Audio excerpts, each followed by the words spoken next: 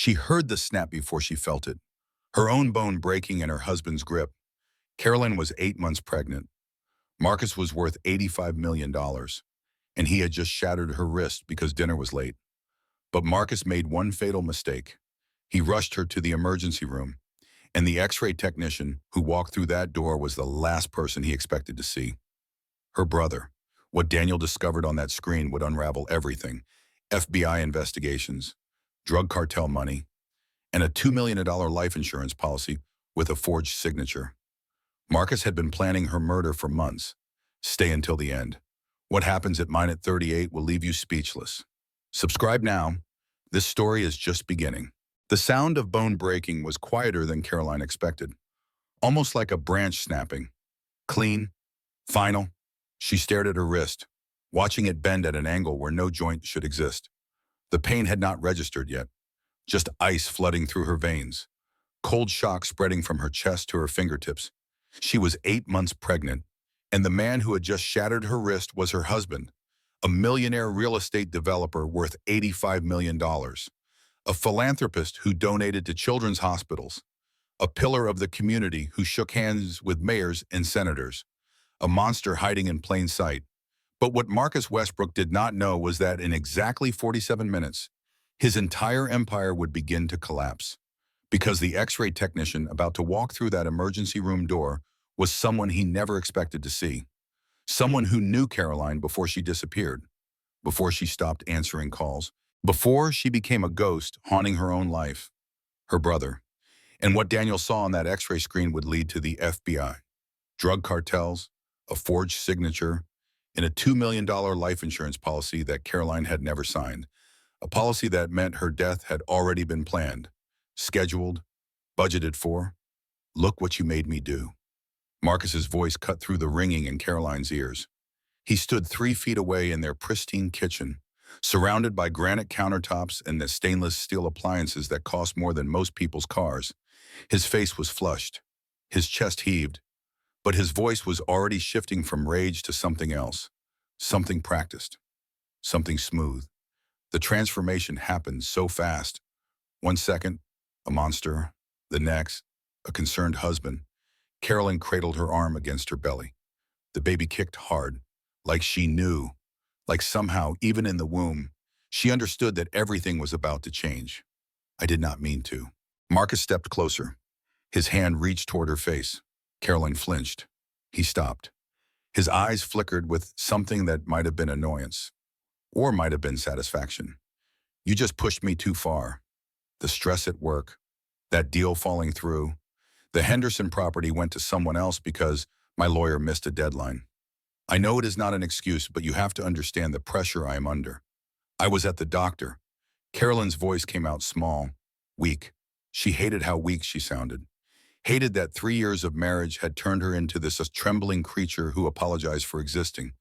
The appointment ran late. The baby is measuring large. They wanted extra ultrasounds to make sure everything was okay.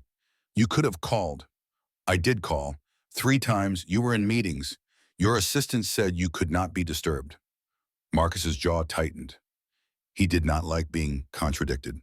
Did not like being reminded that she had tried, that she had done everything right and still ended up with a broken wrist. The pain arrived then, a wave of white-hot fire from her wrist to her shoulder. Carolyn gasped. Her knees buckled. She grabbed the counter with her good hand, feeling the cold granite press against her palm. We need to go to the hospital. Marcus was already moving, getting his keys, his wallet, checking his reflection in the hallway mirror, smoothing his hair, adjusting his expression, transforming before her eyes from the man who had just broken her arm into the concerned husband rushing his pregnant wife to get help. The performance was flawless. It always was. Come on, let me help you. He guided her toward the garage. Gentle now, his hand on her lower back. Solicitous, caring, like he actually loved her.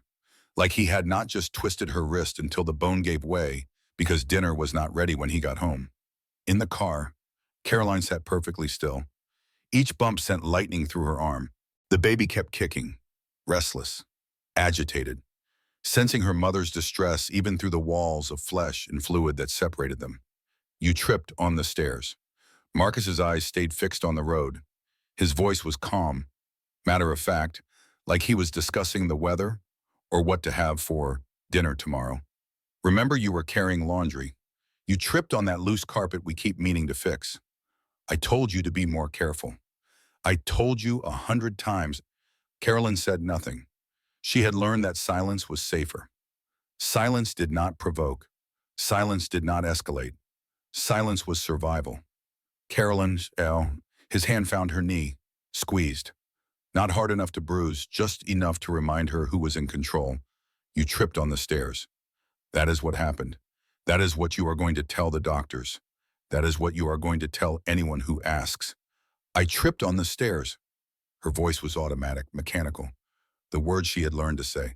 The script she had memorized over 3 years of marriage. 3 years of covering bruises with makeup. 3 years of explaining away injuries. 3 years of lying to everyone, including herself. Good girl. The drive to Metro General took 17 minutes. Carolyn counted every one. She counted because counting meant thinking. Thinking meant not feeling. Not feeling meant surviving. This was the 14th time he had hurt her. The 14th lie she would tell. But something felt different tonight. Something felt final. Her internal voice, the one that had grown quieter and quieter over the years, suddenly spoke clearly, urgently, like a friend she had almost forgotten existed. You are not going to survive this marriage. Not if you stay. He is going to kill you eventually. You know that. You have always known that. The violence is escalating. The injuries are getting worse. Bruises became burns. Burns became broken ribs.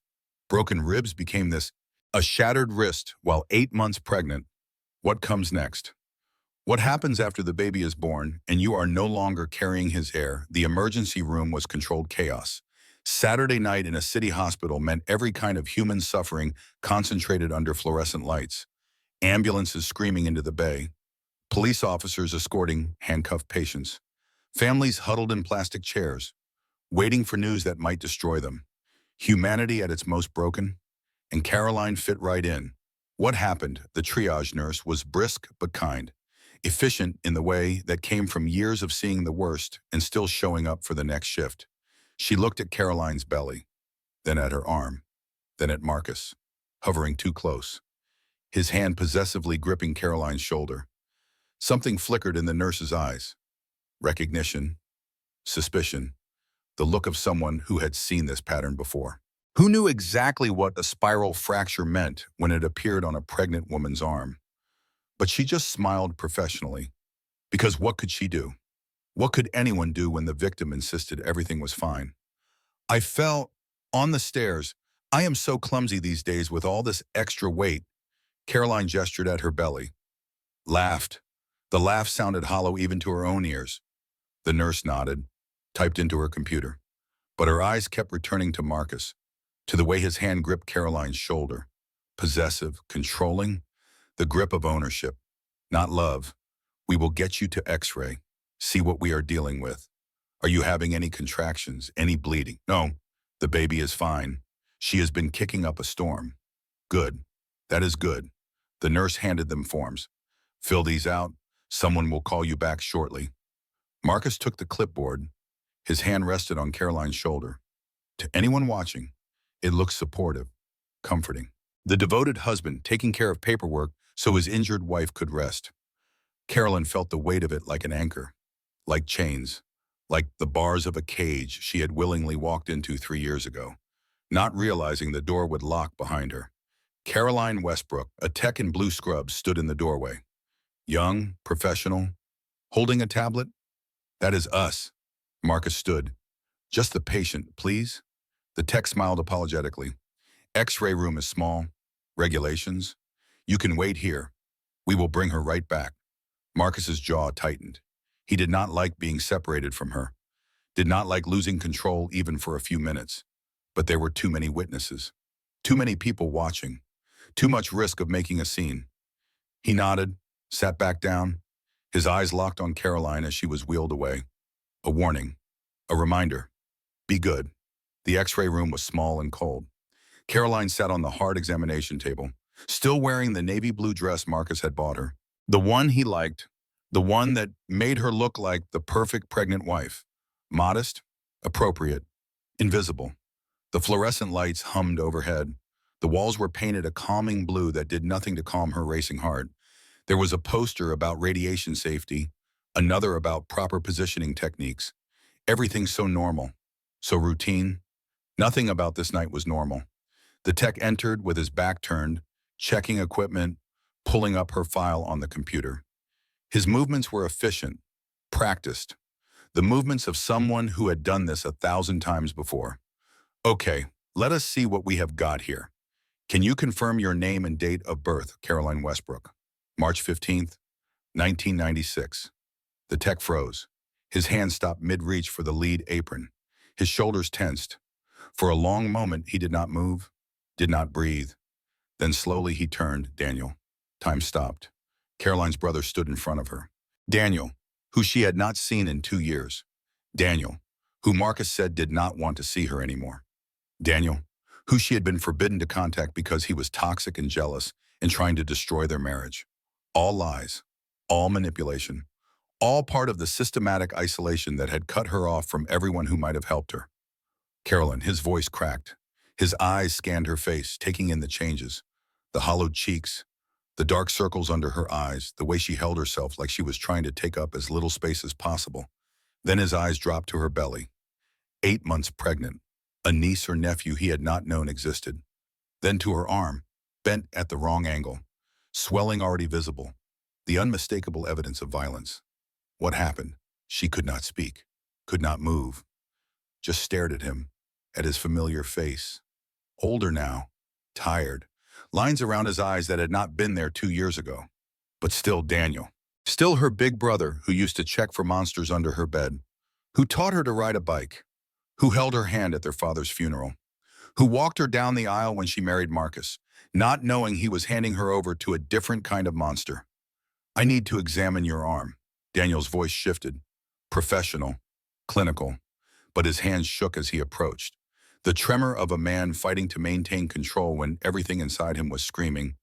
Can you tell me how this happened? I felt. Down the stairs, the lie came automatically, reflexively.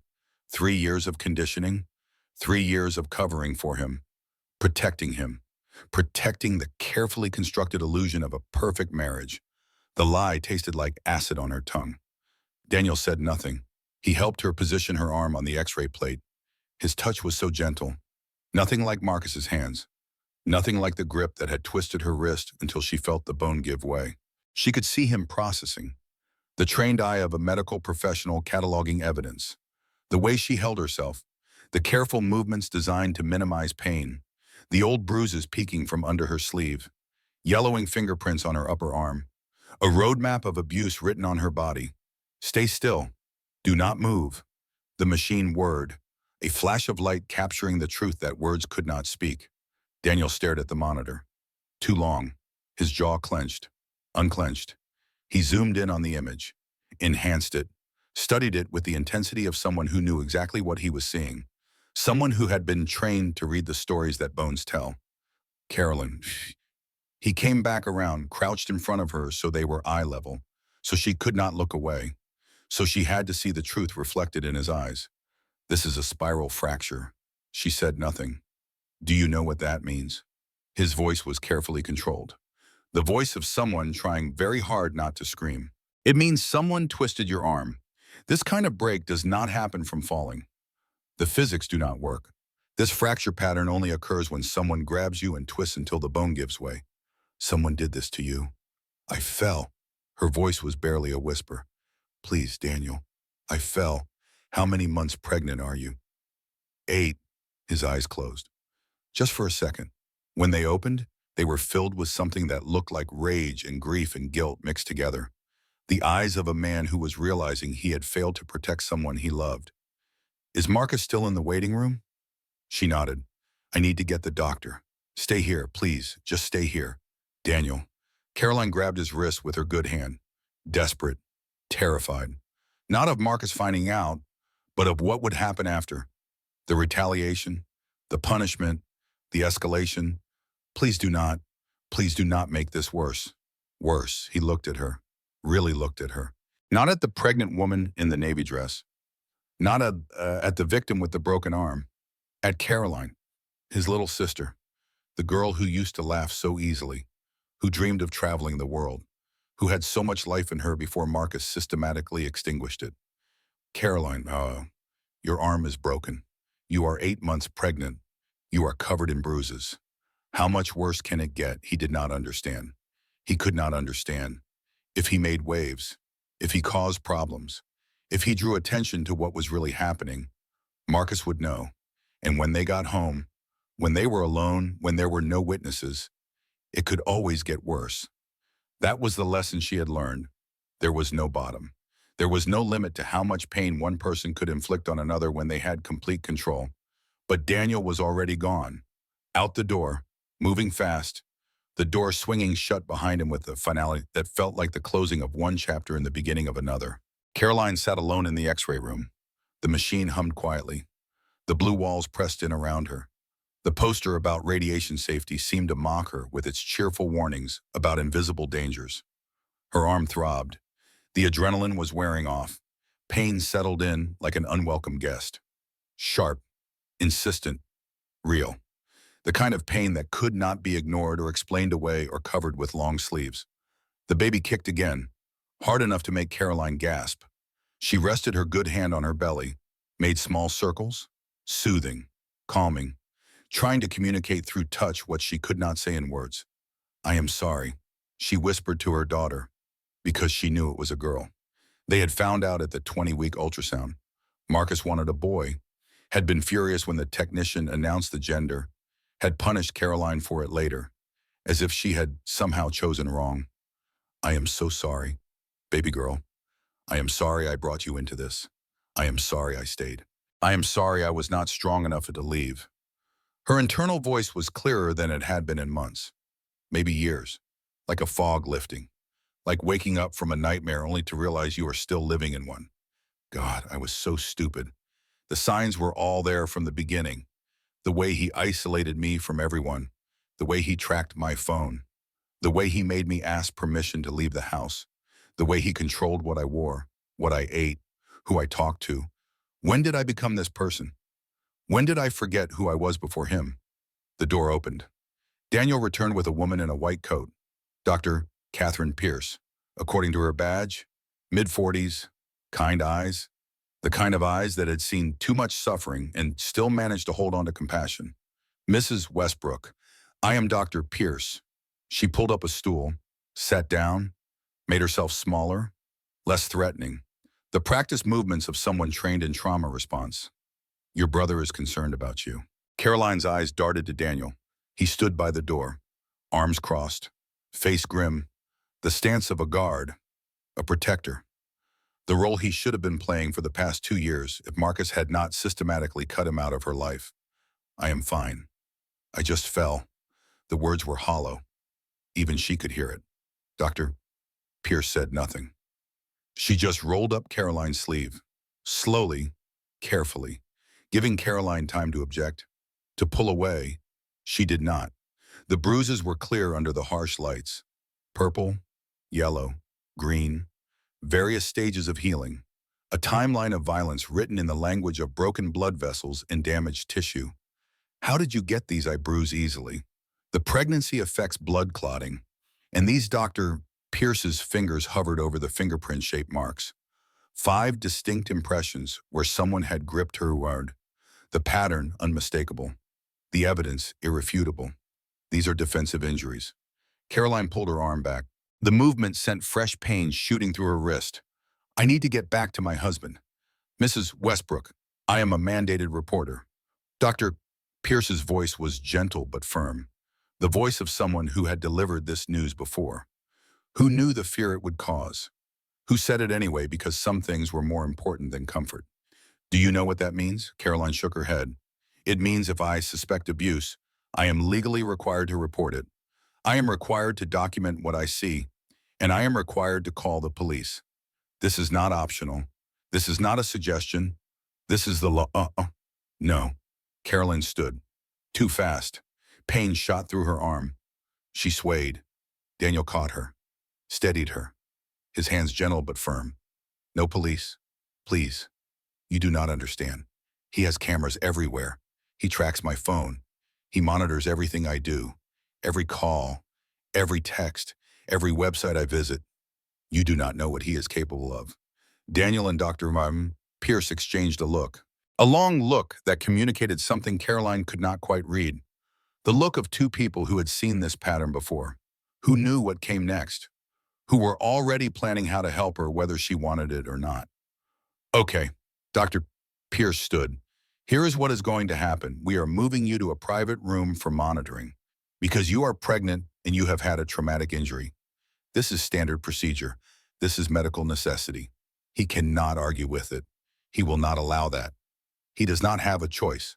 This is a medical decision, and you are my patient, not him. Everything moved quickly after that.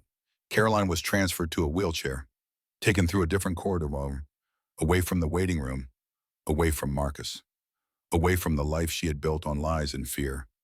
Through the window, Caroline could see the parking lot, see Marcus pacing, phone pressed to his ear, getting angry. She could read his body language even from a distance, the sharp gestures, the aggressive stance, the tension in his shoulders that meant someone was about to pay for this inconvenience. He was going to be furious, but for the first time in 3 years, Carolyn was not alone. And somehow, impossibly, that changed everything. The man in the dark suit introduced himself as Special Agent Thompson, FBI Financial Crimes Division. He had the look of someone who had worked impossible cases for decades. Patient, methodical, dangerous in his own quiet way. The kind of man who destroyed empires with paperwork and patience. Mrs. Westbrook, I have been investigating your husband for 2 years. He sat across from Caroline in the private hospital room. The blinds were drawn. The door was closed. Daniel stood guard by the window, watching the parking lot, tracking Marcus's movements. What do you mean? Investigating your husband runs Hartford Properties. On paper, it is legitimate. He buys land, develops residential and commercial properties, sells them for profit. Very successful, very impressive. The kind of business that wins awards and gets featured in magazines. Carolyn nodded. She knew the basics. Though Marcus never discussed business with her, said she would not understand, said it was too complicated for her pretty little head, said her job was to look beautiful and keep the house clean and produce an heir, not to worry about things that did not concern her. But the money does not add up. Agent Thompson pulled out a tablet, showed her spreadsheets, numbers that meant nothing to Caroline, columns of figures, account numbers, transaction dates, the evidence of a shadow life she had never known existed. He is moving large sums through shell companies, buying properties under false names, paying cash for buildings that should require financing. The patterns suggest money laundering, probably for the Reynosa drug cartel, possibly organized crime. I do not know anything about that. He never tells me about work. I believe you, but you are his wife. You have legal access to his office, his home computer, his files. You could walk into any room in that house without raising suspicion. With your help, we could get the evidence we need to bring him down. Caroline stared at him, trying to process, trying to reconcile the man she married with the criminal Agent Thompson was describing. You want me to go back? After this, she held up her broken arm. The cast they had put on it was stark white against her skin. Evidence, proof, documentation of what her marriage really was. I know what I am asking, and I know it is not fair. Agent Thompson leaned forward. His voice dropped. Sincere, urgent. But Mrs. Westbrook, we are talking about a major operation. Your husband is not just abusing you. He is helping drug traffickers move millions of dollars. Money that funds violence, addiction, death. Money that destroys families and communities and lives. Carolyn's mind was reeling. The Marcus she knew was controlling, violent, cruel. But a criminal connected to cartels? It seemed impossible. But then again, she had thought it impossible that he would break her arm, that he would burn her with cigarettes when she talked back, that he would hold her underwater in the bathtub until she thought she was going to die, that he would systematically destroy her sense of self until she was not sure who she was anymore. She had been wrong about so much. There is something else. Agent Thompson's voice dropped even lower. His eyes met hers with an intensity that made her stomach clench. Something you need to see. He pulled up a document on his tablet. A life insurance policy, $2 million. Carolyn listed as the insured, Marcus as the beneficiary. Do you recognize your signature? Caroline stared at the screen, at the signature that looked like hers but was not. The loops were wrong. The slant was off, close enough to fool a casual observer, but Caroline knew her own handwriting. I never signed this. I have never even seen this document. We know. Our forensic analyst confirmed it is forged. Dated 3 months ago, right after you got pregnant. The implication hit her like a physical blow, like Marcus's fist connecting with her stomach, like his hands around her throat. He was planning to kill her. The pregnancy gave him a timeline. Once the baby was born, she was expendable, disposable, worth more dead than alive. How many times Caroline's voice was barely audible? How many times has he already tried? Agent Thompson did not answer, but his silence said everything.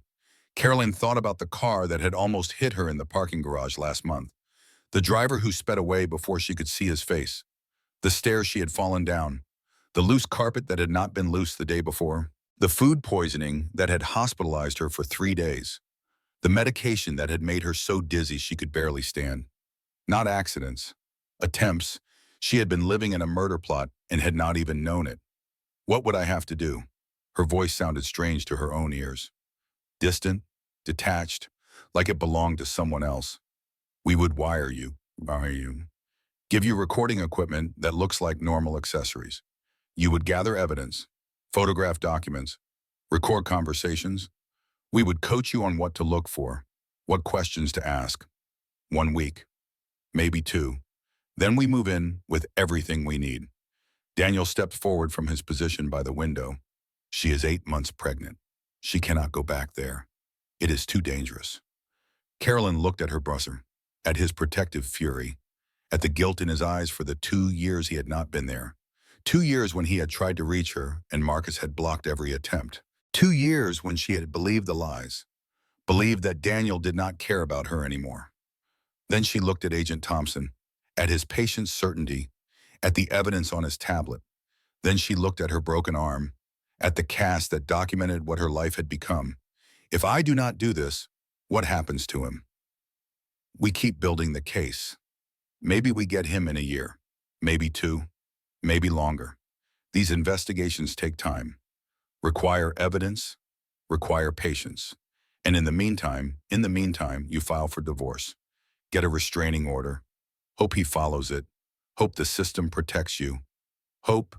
That was not a strategy. That was a prayer. And Caroline had stopped praying a long time ago. Stopped believing that anyone was listening. Stopped believing that help would come. But help was here now, standing in front of her, offering a way out. Fine, I will do it. Caroline, Daniel's voice was sharp. Panicked. I will do it. Not for you. She looked at Agent Thompson. For her. Her hand rested on her belly, on the daughter growing inside her, the daughter who deserved a mother who was brave, who fought back, who did not just survive, but lived. So she never has to know what it feels like to be afraid of someone who is supposed to love her. So she never has to learn the lessons I learned. So she never has to wonder if this is what love is supposed to feel like. Agent Thompson nodded slowly. His expression shifted, respect mixing with concern. We will protect you, every step of the way. I promise you that. Caroline almost laughed. Promises. She had heard so many promises. From Marcus on their wedding day. From friends who said they would always be there. From a system that was supposed to protect people like her. But this was different. This had to be different. Because this time, she was not just a victim waiting to be saved. This time, she was fighting back. The drive home was silent except for Marcus's controlled breathing. Caroline could feel his anger like a physical presence in the car. Thick, heavy, waiting. The calm before a storm that might destroy everything. That doctor had no right to keep you from me. His hands gripped the steering wheel, white-knuckled, the tendons standing out on the backs of his hands.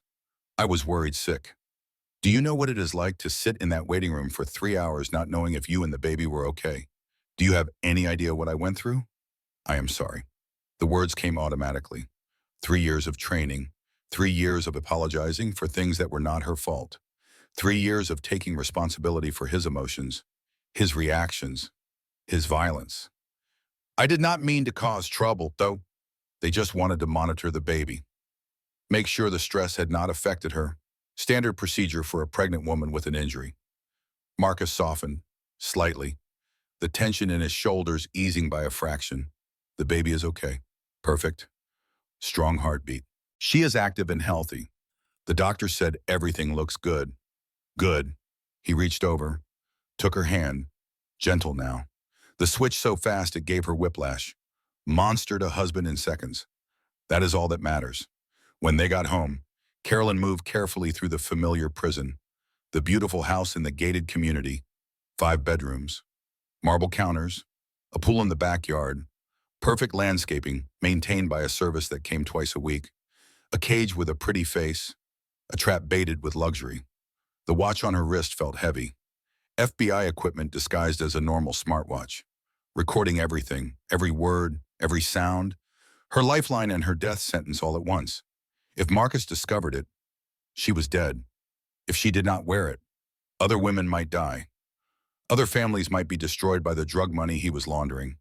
Other victims might never get justice. What is that? Marcus pointed at the watch, his eyes narrowing. Suspicious. Carolyn's heart stopped, then restarted at triple speed. The hospital gave it to me to track my heart rate because of the stress and the pregnancy. They said I should wear it for a few days, monitor for any irregularities. She held her breath, watching his face, reading the calculations behind his eyes. Marcus examined it. Long pause. His fingers turned it over, studying the interface, the buttons, the band, looking for anything that did not belong. Seems expensive for a hospital to give away. I think it is on loan, part of some research study. I have to return it at my next appointment. They are collecting data on stress responses in pregnant women. The lie came easily, smoothly. 3 years of practice. Another long pause. Then he released her wrist. Make sure you do. I do not want them charging us for it. The next 3 days were the longest of Caroline's life. She played her part perfectly. Submissive wife, grateful for his forgiveness, attentive to his needs, anticipating his moods. All while the watch recorded every word, every threat, every moment of control. She documented everything. The way he checked with her phone, the way he monitored the cameras, the way he controlled what she ate, what she wore, when she slept. Evidence of a life that looked perfect from the outside and was rotting from within. On Monday, Marcus left for work. Caroline waited 30 minutes. Sometimes he came back, testing her, checking if she followed the rules, making sure she knew she was never truly alone, never truly safe. When she was sure he was gone, she moved. The office key was hidden in a hollowed-out copy of Atlas Shrugged. Of course it was Ayn Rand. Marcus loved her philosophy of selfishness dressed up as virtue. Loved the idea that the strong deserved to dominate the weak. That compassion was weakness. That empathy was a trap. The office smelled like him. Cologne and scotch and paper. The scent of control. The scent of secrets. She photographed everything. Bank statements from offshore accounts in the Cayman Islands. Wire transfer receipts for amounts that made her head spin. Property deeds for buildings in cities she had never visited. Names of people she did not recognize. Shell companies nested inside shell companies like Russian dolls.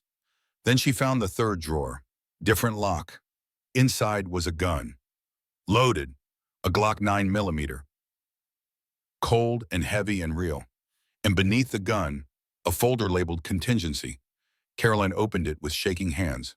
Photographs of her, sleeping, undressed, in the shower, in the bedroom, dozens of them, taken without her knowledge, violating her in ways she had not even known were possible.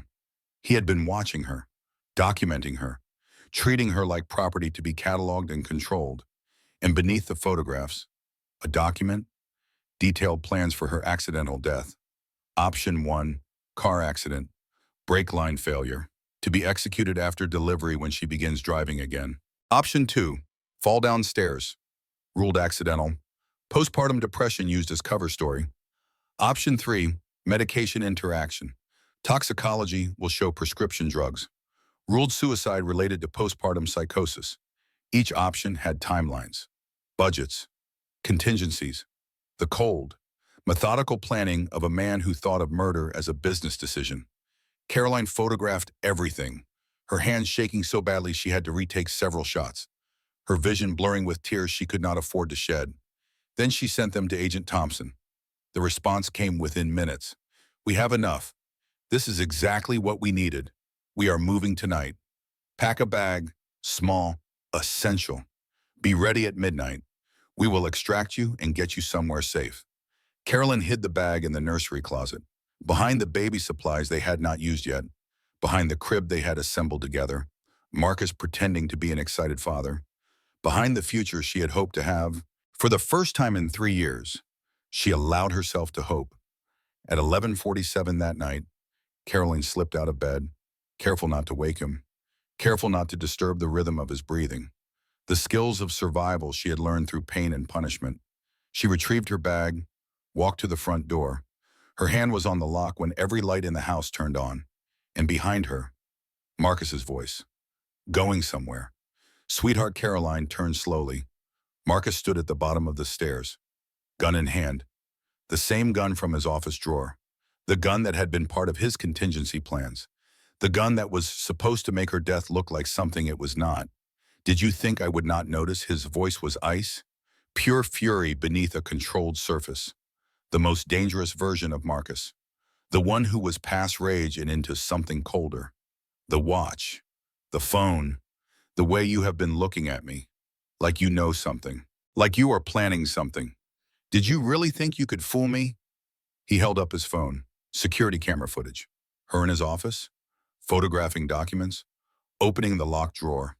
Her face clear. Her guilt undeniable. "I have been watching you watch me, Carolyn, for 4 days. I wanted to see how far you would go. Wanted to see who you would contact. Wanted to know exactly how much you knew before I dealt with the problem." He knew everything. Had known the entire time. Played along. Let her think she was winning. Let her feel hope before crushing it. The FBI. He laughed. No humor. Just hatred. Just contempt for her stupidity. Her naivety. Her belief that she could escape him. "Really, that is who you went to?" Caroline's mind raced. The panic button. 3 quick taps on the watch. But Marcus was too close. Too fast. And the watch was already gone. Smashed on the floor. Destroyed in a moment she had not even registered. "Thompson has been on my payroll for 6 months. Marcus stepped closer. The gun never wavering. "Did you really think they would let you take me down? Did you really think some government agency cared about you? About what happens in our marriage? Nobody cares. Caroline, push. Nobody is coming to save you." Caroline's world collapsed. The FBI agent who promised to protect her was working for Marcus, She backed away, her back hitting the wall. Nowhere left to go. "You are lying. You have to be lying." "Am I?" He grabbed her arm. The broken one, the cast doing nothing to protect the damaged bone beneath. Squeezed until she screamed. "Everything I did was to protect you. To protect us. To protect the life we built together. And this is how you repay me, with betrayal, with treachery." He shoved her against the wall. Her head cracked against the plaster. Stars exploded in her vision. "You are going to call Thompson. Tell him you made a mistake. That you were confused. That I never hurt you. That you want to drop everything. And then we are going to have a long conversation about loyalty." "No." The word came out before she could stop it. Quiet but firm. The voice of someone who had nothing left to lose. Marcus's face changed. Something dark shifting behind his eyes. The mask slipping completely. "No, I am done. Done lying for you. Done being afraid of you. Done being your prisoner. Done pretending that this is a marriage when it is a hostage situation."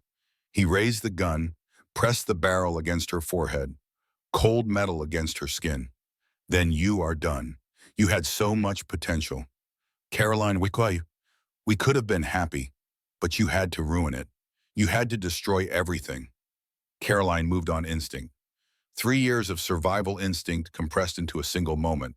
She grabbed the crystal vase from the entry table, swung it at his head with every ounce of strength she had left. It connected with a sound like thunder. He went down, not out, but down, the gun skittering across the floor. Caroline ran, barefoot, 8 months pregnant, broken arms screaming in pain. She ran through the kitchen, through the back door, into the darkness of their perfect backyard. Behind her, Marcus was getting up, cursing, coming after her, his footsteps heavy on the patio. The fence. She had to get over the fence. But she was pregnant, injured. The fence was 6 feet tall, wrought iron, designed to keep intruders out, and prisoners in.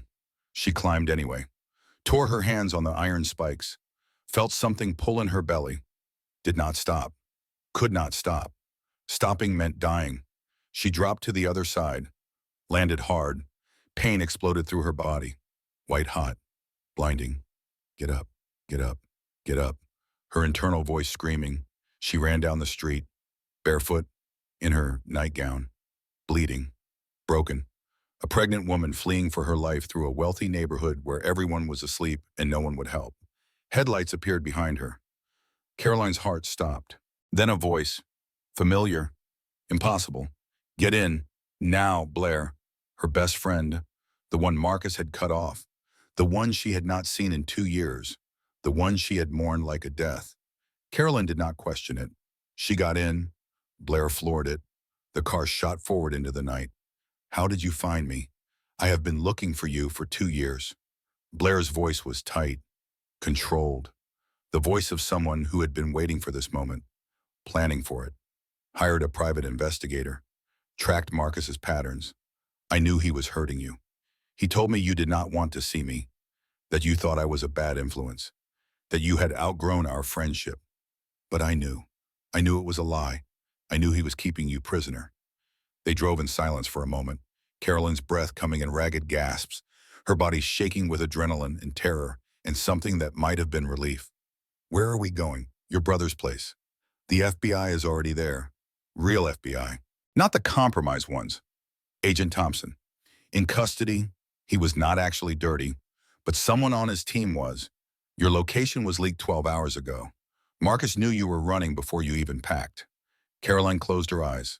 All that planning, all that risk, and Marcus had been one step ahead the entire time. But she was out. She was alive. That had to count for something. Her phone buzzed. The secure phone Agent Thompson had given her. The one that was supposed to be untraceable. Unknown number. Just 4 words. You cannot hide. Caroline show. Attached was a photo of her brother's apartment building, taken from across the street, timestamped 3 minutes ago. They moved her 3 times in 12 hours. Different cars, different routes, different safe houses. Each time, Marcus found them. Each time, they barely escaped. By minutes, by seconds, by the margin of luck that could not hold forever. He had resources, connections, a network of people who owed him favors, who feared him, who would do anything to stay on his good side. The stress was destroying her body. Contractions started on the second night. Hard, fast, too early. The baby was not due for 6 more weeks. The baby is coming. Caroline gasped the words as another wave of pain crashed through her, doubling her over, stealing her breath. You are only 34 weeks. Daniel was driving. New car. Borrowed from a friend, trying to stay ahead of Marcus. Tell that to your niece. They went to a different hospital, one Marcus would not expect. Smaller, quieter, off the beaten path. Caroline was rushed into triage. Monitors attached, vitals checked. The baby's heartbeat filling the room. Fast but strong. The baby is breech. We need to do an emergency cesarean. I cannot. Not now. Not without protection. Not without knowing he cannot get to us. Mrs. Westbrook, we do not have a choice. Your daughter is coming whether you are ready or not, and she needs to come out safely. There was no argument, no negotiation. The baby was coming. They put her under. The world went dark and quiet. And still, Caroline woke to fluorescent lights and beeping machines and her brother's face hovering above her. Pale, terrified, the face of someone who had been waiting too long, fearing the worst. The baby. She is fine, healthy, 6 pounds 2 ounces, 10 fingers, 10 toes, perfect in every way. Relief flooded through her like a wave, washing away everything else, the fear, the pain, the exhaustion. But Daniel's expression did not change. What is it? What is wrong? Caroline, how he took her hand, squeezed tight. Marcus made bail. No. His lawyers argued no flight risk. Community ties. Cooperating with authorities. The judge set bail at $5 million. He posted it in cash. Within an hour, Caroline's chest tightened. He was out. Free. With all his resources and connections and rage. There is more. Daniel's voice broke. The voice of someone delivering news he could barely speak. The FBI agent who was guarding the hospital. Agent Davis. They found him in his car in the parking garage. Found him shot twice in the chest. He is dead. Caroline. Marcus is sending a message. He is telling us that no one can protect you. No one can keep you safe. That he will kill anyone who tries. 3 catastrophic events in less than 12 hours. Premature labor, emergency surgery, recovery from a cesarean, Marcus free on bail, released into the same world where Caroline was hiding. Hunting, federal agent murdered, a man with a family, a wife, children, dead because he tried to help her. Caroline lay into the hospital bed, her newborn daughter in her arms, and felt something shift inside her, something fundamental, something permanent. Not fear, not despair, rage. No more running. Her voice was quiet but steady. Steel beneath silk. What he wants to destroy me. I am going to destroy him first. Caroline, you just had surgery. You need to rest. You need to recover. You need to let the FBI handle this. I am done letting other people handle things. Every time I run, he finds me. Every time I hide, he hunts me down. Every time I trust someone else to protect me, someone dies. So I am going to stop running. I am going to stop hiding. I am going to fight. What are you going to do? I am going to testify. Publicly. In open court. I am going to tell the whole world what he did to me. What he planned to do. And then I am going to watch them lock him away forever. Daniel stared at her, at the steel in her eyes, at the determination that had replaced the fear, at the transformation happening in real time. Okay, what do you need? I need to find the first Mrs. Westbrook. Daniel frowned. She died 5 years ago. Car accident. Everyone knows that. Caroline shook her head. That is what everyone thinks. But I found something in Marcus's files. References to payments. Monthly transfers to an account that should not exist. Payments to someone in witness protection. I do not think she is dead at all. I think she escaped. Just like I did. And I think she has evidence. Evidence that could end this once and for all. Caroline looked down at her daughter, at her tiny face, her perfect fingers, her whole life ahead of her. A life that would be defined by what happened next. I am going to call her Sophie, after my grandmother, a woman who survived the Depression, who survived losing 2 children, who survived a husband who came back from the war a different man, a woman who survived things no one should have to survive, and came out stronger on the other side. Finding Meredith Sullivan took 2 weeks.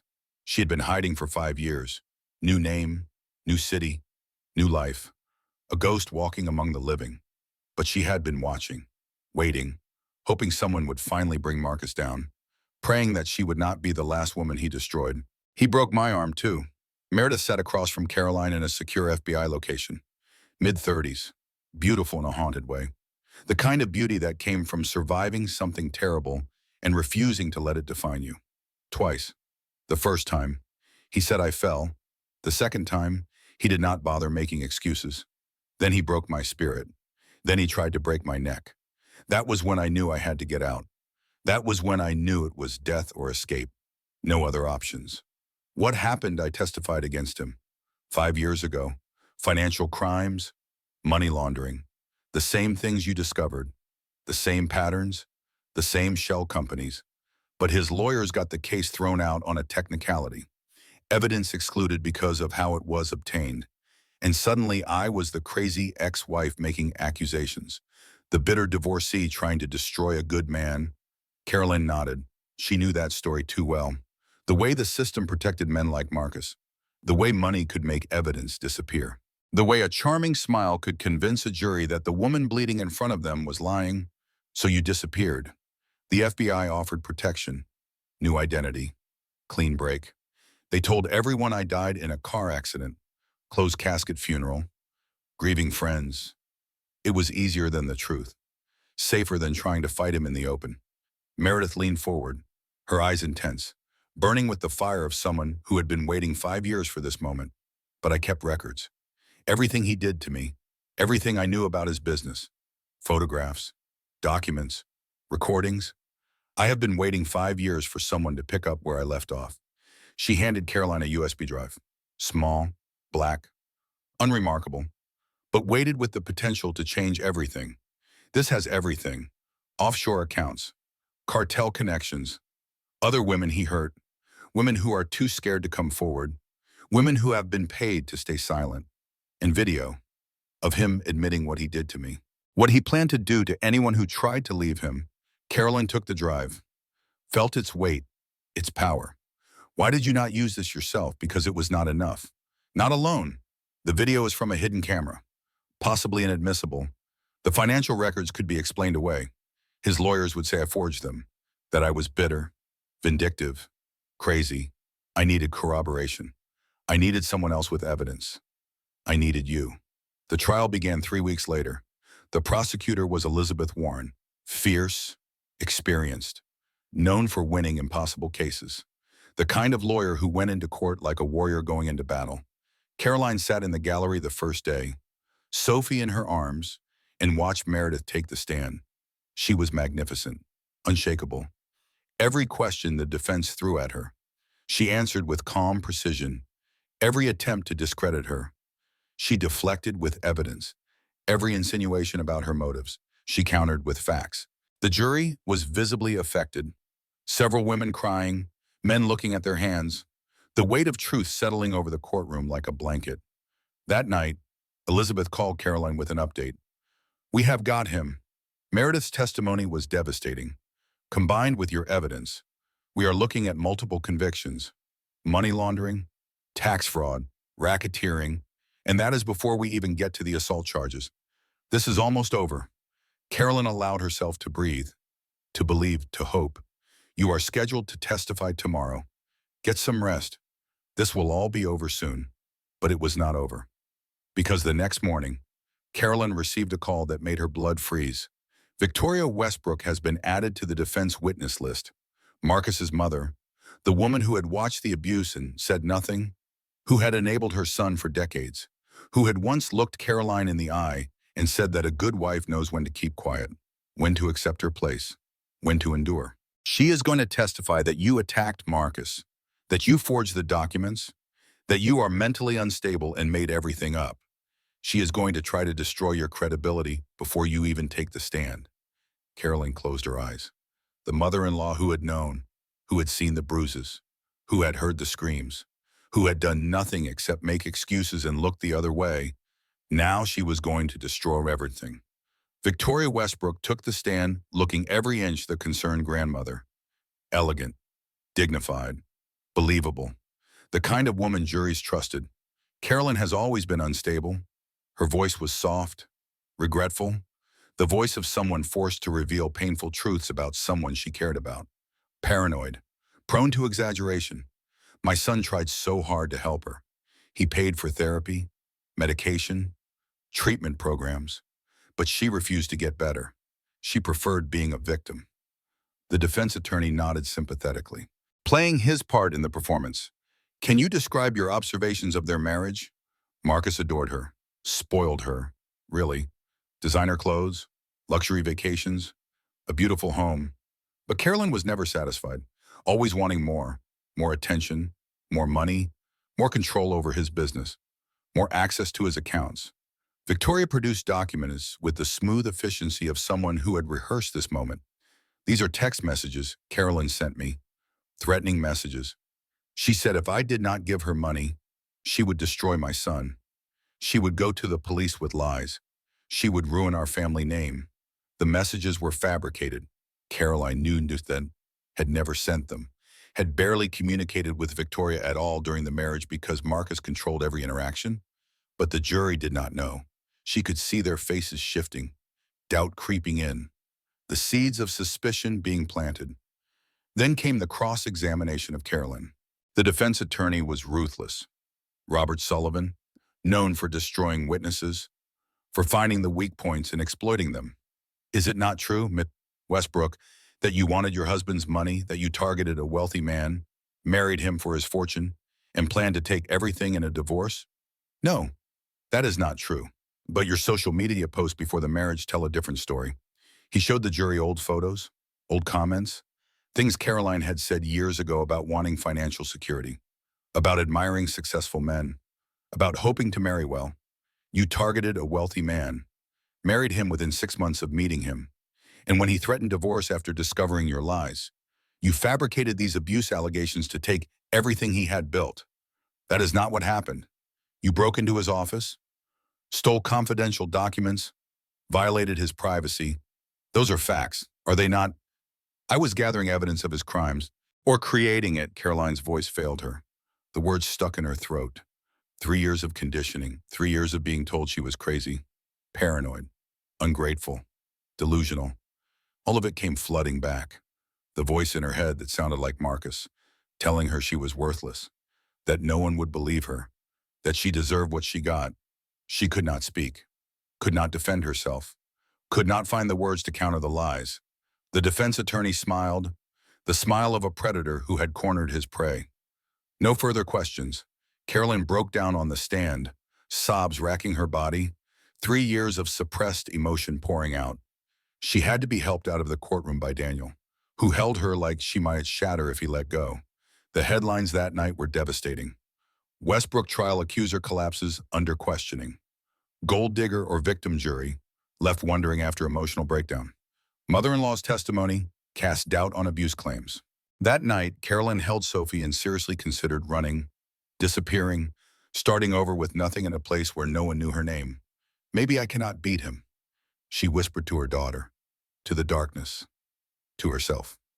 Maybe I was naive to try. Maybe the system is too broken. Maybe men like Marcus always win. Daniel found her packing. A small bag, essentials only. The bag of someone who had given up. You do not get to give up. Not now. Not after everything. Look at me. Caroline gestured at herself. Broken, defeated, hollowed out. The jury thinks I am a liar, a gold digger. Everything he said about me, they believe it. I saw their face. Daniel, they are not going to convict him. He is going to walk free, and then he is going to kill me. Then show them who you really are. Not the woman he created. Not the victim, the survivor, the fighter, the mother who would do anything to protect her child. Caroline looked at her brother, at his unwavering faith, at the belief that had not dimmed despite everything. How? By telling the truth, your truth, not his version of it, not the story he programmed into you, the real truth, the truth you have been afraid to speak for 3 years. Her phone rang, unknown number. She almost did not answer, but something made her pick up. The voice on the other end was familiar. Victoria Westbrook. But she was not gloating. She was crying. The sound of genuine grief, genuine remorse. I made a mistake, a terrible mistake. And I have to tell you something about Marcus. Something no one else knows. Something that will end this. Victoria met Caroline in secret. A parking garage at midnight.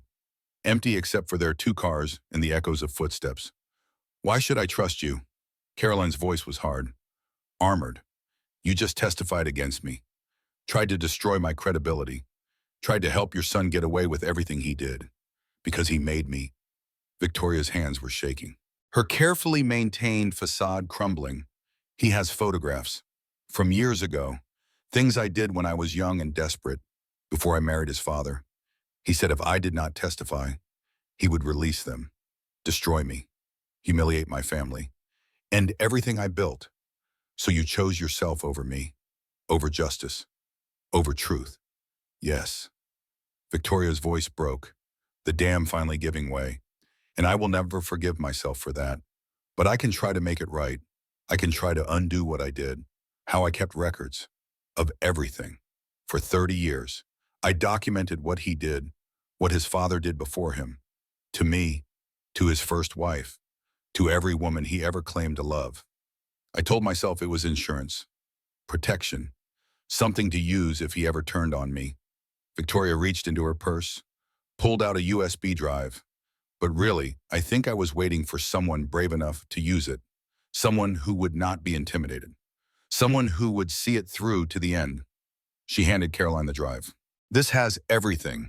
The offshore accounts, the cartel contacts, the other women, video of Marcus admitting what he planned to do to you, recorded in his own home, by his own mother. Why now after decades of silence?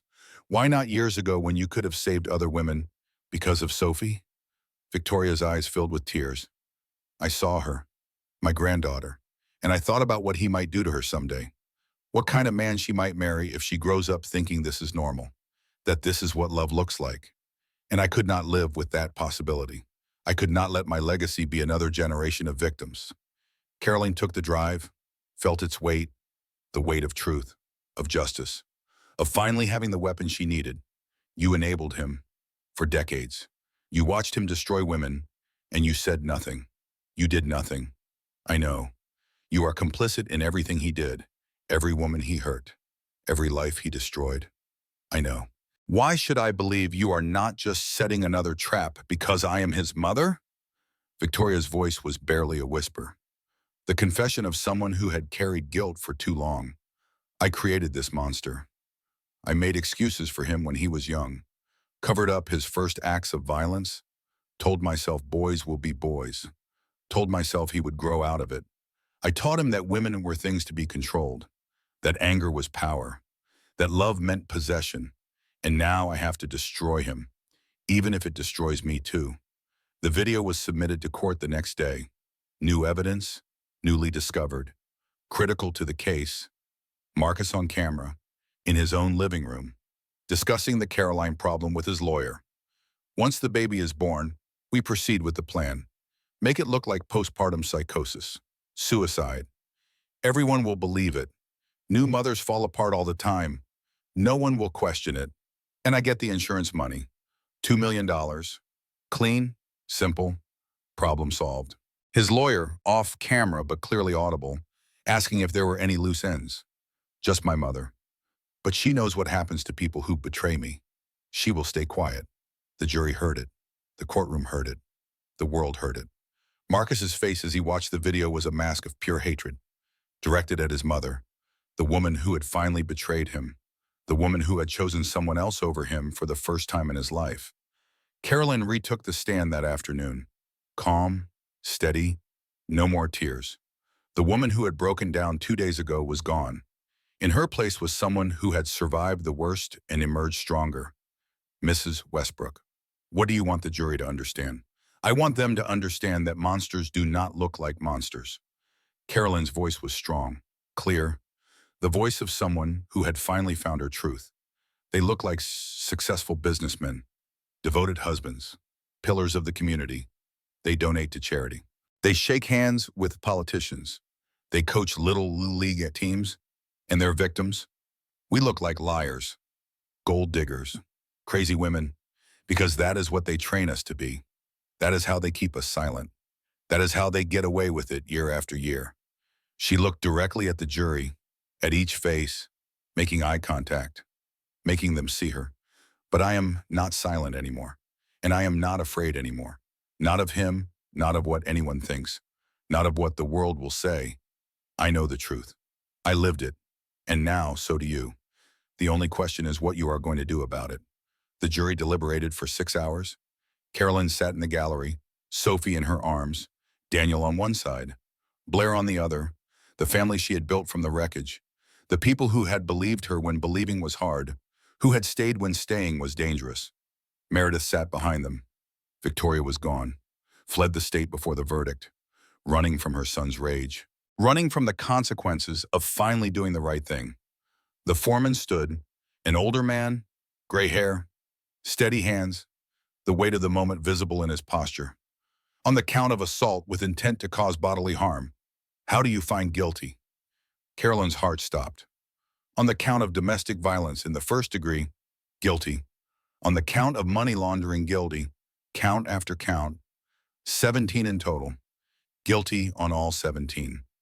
Marcus showed no emotion as the verdicts were read, just stared at Caroline, eyes filled with hatred, promise of revenge, the same look he had given her 1,000 times before, the look that used to make her cower, make her apologize, make her believe she deserved what was happening to her. She stared back, did not flinch, did not look away. You thought you owned me. You thought you broke me. You thought I would stay silent forever.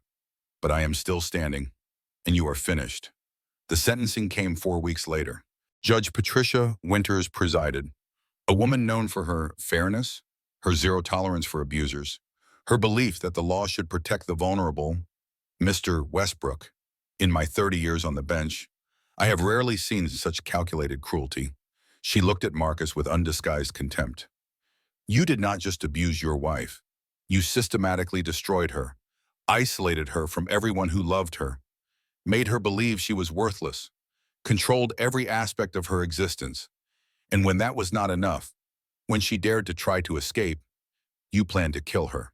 Methodically, clinically, like she was a problem to be solved rather than a human being. Marcus's lawyers tried to interject. Motion for leniency, motion for reduced sentencing, motion for anything that might soften the blow. The judge silenced them with a look. This court sentences you to 45 years in federal prison.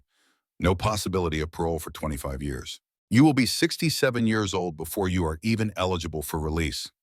And I hope you spend every single day of those years thinking about what you did, what you could have been if you had chosen differently, what you destroyed because you believed you had the right, as they led him away in handcuffs.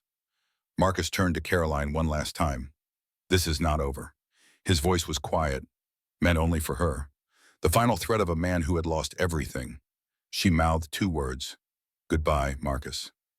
3 months later, Caroline stood at the window of her new apartment, new city, new life, new beginning.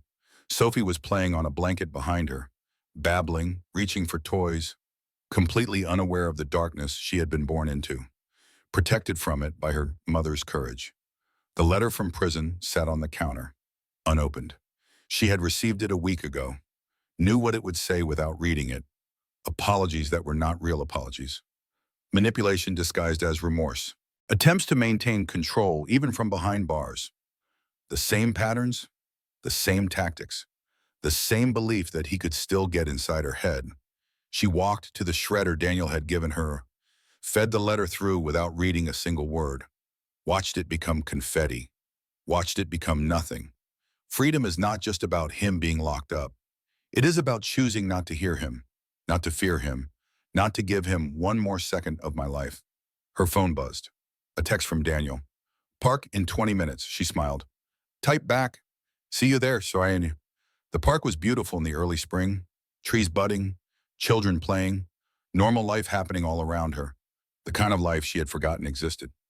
Caroline sat on a bench, Sophie on her lap, Daniel and Blair on either side, the family she had chosen, the family that had chosen her.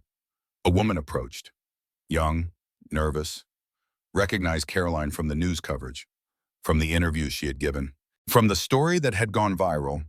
You are her, are not you the one who survived? Caroline looked at the woman, saw something familiar in her eyes. Fear, desperation, the beginning of a question she was afraid to ask. The look of someone standing at the edge of a decision that would change everything. I am not just surviving anymore. Caroline's voice was gentle, understanding. I am living, and you can too. The woman's eyes filled with tears. How did you do it? How did you get out? One moment at a time, one choice at a time. And I found people who believed me when I did not believe myself. People who saw the truth when I was too scared to speak it. People who held on when I wanted to let go. Caroline reached into her purse, pulled out a card. Domestic Violence Advocacy Center. Her new job, her new purpose, the reason she got up every morning. Call this number. They can help. I can help. You do not have to do this alone. You do not have to stay silent. You do not have to pretend everything is fine when it is not. The woman took the card, nodded, walked away. Maybe she would call. Maybe she would not. But she had the number now. She had the possibility. She had seen proof that escape was real. That night, Caroline put Sophie to bed, watched her daughter sleep.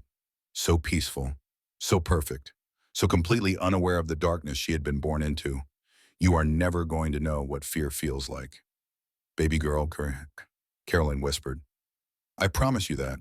You are going to know what love really looks like, what strength really means, what safety feels like, and you are going to know that you are worth fighting for. And always, no matter what anyone tells you, no matter what anyone tries to make you believe, you are worthy of love that does not hurt, of partners who build you up instead of tearing you down, of a life that is yours to live on your own terms. She walked to her own bedroom, lay down in her own bed, in her own space. No one to fear, no one controlling her sleep, her breath, her existence. The prison door had been unlocked all along. She had been her own warden, believing his lies, internalizing his control, making herself smaller, quieter, less, accepting crumbs when she deserved the whole feast. But not anymore. Never again. Caroline Bradford, 29 years old, single mother, survivor, advocate, warrior, free. She was not defined by what happened to her. She was defined by how she responded, by her courage, her resilience, her refusal to stay broken, by the choice she made every single day to keep going, to keep fighting, to keep living. Tomorrow would bring new challenges, new moments of doubt, new triggers that reminded her of the worst times. Healing was not linear. Recovery was not a destination. It was a journey she would be on for the rest of her life. But tomorrow would also bring joy, growth, connection, life, moments with Sophie, laughter with Daniel and Blair, the satisfaction of helping another woman find her way out of darkness. And for the first time in a very long time, Caroline looked forward to tomorrow. She fell asleep smiling, dreaming not of the past, but of the future, of freedom, real freedom, complete freedom. And freedom tasted like hope, like possibility, like everything good. Carolyn walked out of that courtroom a different woman than the one who walked in. Not because Marcus was finally paying for what he did, but because she finally understood something she had forgotten a long time ago. She had never been the weak one. He had. Weak men break things they cannot control. They destroy what they cannot possess. They diminish what threatens their fragile sense of power. Strong women survive them, and sometimes against all odds, they win. If Caroline's story moved you, inspired you, or made you think differently about strength and survival, take a moment to hit that like button. It tells me these stories matter to you, that these voices deserve to be heard. Drop a comment below and tell me what moment hit you hardest. Was it when Daniel recognized his sister on that X-ray screen? When she wore the wire knowing her husband was watching? When Victoria finally chose truth over blood? When Caroline faced the jury and refused to be silenced? I read every single comment. And your thoughts mean everything. And if you want more stories like this, real stories about real people who faced impossible odds and came out the other side, hit that subscribe button and turn on notifications. Because courage comes in many forms. And every story we share might be the one that saves someone's life, might be the one that helps someone recognize the signs, might be the one that gives someone the strength to make that call, to pack that bag, to walk out that door. Thank you for listening. Thank you for being here. Thank you for caring. And remember, you are stronger than you think. Freedom is possible. Help exists. And you are never, ever alone. I will see you in the next story.